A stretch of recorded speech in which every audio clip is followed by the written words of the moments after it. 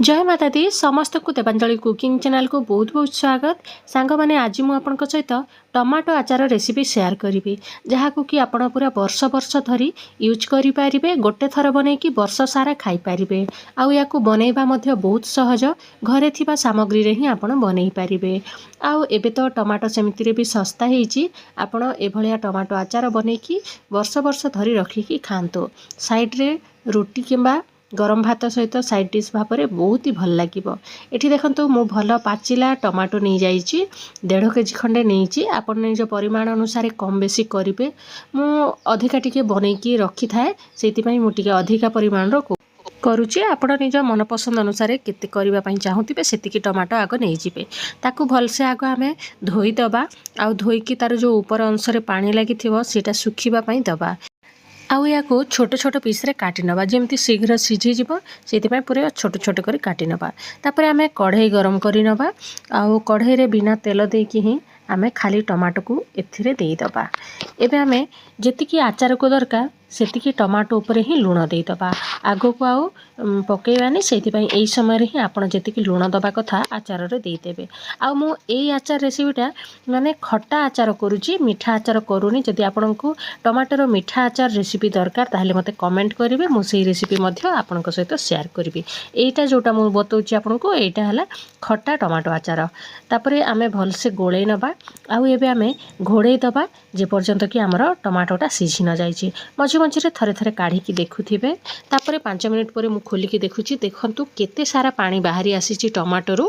आउ ए पानी को देखिके आपण जमारो डरिबेनी। ए पानीटा धीरे धीरे रिड्यूस जीवो माने कमी जीवो। तापरे एई पानीटा जेहेतु टमाटोरु ही बाहरीछि एई पानीटा हमर आचार को जमारू खराब करबनी। सेति आपण टेंशन जमारू नेबेनी।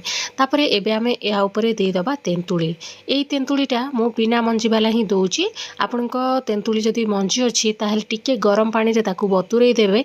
आउ तापरे याकू देबे। जदि गरम पानी रे बतुरेबा पई चाहुनांती ताहले जदि आपनको पाखरे विनेगार अछि ताकू मध्य देई परिबे।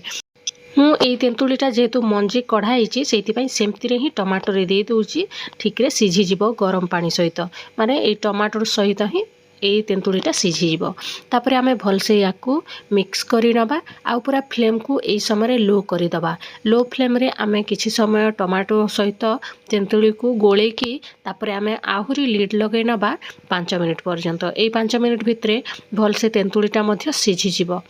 चलतु आमे 5 मिनिट पर खोलिकी देखिबा। देखंतु तार कलरटा भी चेंज हो जाइछि। तेंतुलीर टिके कला अंशटा टमाटोर आसी जाइछि। परे यार कलर आउरी भल आसीबो। परे आमे लंका गुंड भी पकेइबा सेथिरु भी सुंदर कलर आसीबो।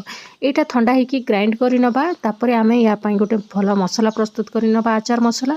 सेथे पई मो पैन रे 2 चामच खंडे धनिया नै जाइछि। गोटे चामच सोरिष गोटे चामच जीरा आउ गोटे चामच सोप आउ अधारू अधा चामच नहीं जाइछि मेथी। याकू भलसे पूरा लो फ्लेम रे आमे भाजी नबा किछि समय। आउ भलसे देखि पारुथिबे भाजी हे गलाने टिके नाली पड़ी आसलाने। याकू आमे ग्राइंड करी नबा।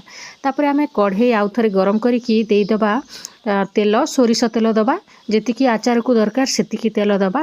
तेल देले टिके सेल्फ लाइफटा बढ़ी जाई थाए आचारर सेति पई तेल टिके अधिका ही पकेइबा। तापरे तेल रे मु हिंग दे देइछि।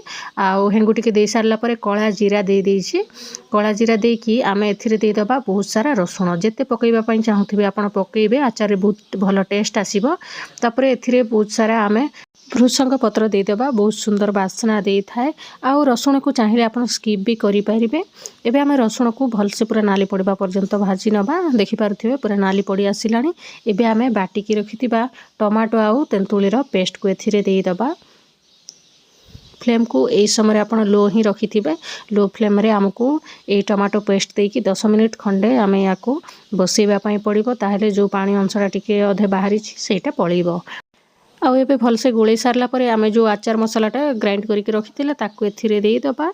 आउ एथिरे देई दबा लंका गुंड। निज टेस्ट अनुसार आपण कम बेसी करि परिबे। जेहेतु आमे टिके खट्टा तयारी करूचे ना आपण टिके अधिका ही पकेइबे बहुत भल लागिबो देखिबे। एबे आमे लंका गुंड देकी भलसे ई सबु को गोळेई नबा। सांग माने आशा करूची ए वीडियोटा देखिकी आपण घरे थरे बनइबे। आ मते कमेंट करिया पई जमारू भूलिबानी। आउ वीडियोटी जदि भल लागिला वीडियोटी को लाइक कर देबे। आउ सब्सक्राइब भी कर देबे चैनल टी को ए भलिया नुआ नुआ टेस्टी टेस्टी रेसिपी देखिबा पई। एठी देखि पारुथिबे धीरे धीरे हमरो आचारटा भलसे माने तेलटा छाड़ी आसुची माने आमर आचारटा प्रस्तुत हो आसुची पूरा इंस्टांट आचार आपण जमार खरा दरकार पड़बनी। एबे आमे याकू किछि समय घोड़े नबा पूरा लो ही फ्लेम रखी थिबे याकू 10 मिनिट पई घोड़े नबा। देखि पारथुबे 10 मिनिट खंडे हेई गलानी लिड खोली नबा आ एबे आमे आउ किछि समय घोड़े नबा तापरे याकू भलसे ठंडा करी नबा आउ आमे गोटे डबारे रखिकी बाहर ही रखिबा जमारू आपनको फ्रिज रो दरकार पड़बनी एमती ही रखिबा। आशा करूची वीडियोटी आपण माने एन्जॉय करथिबे। Thank you.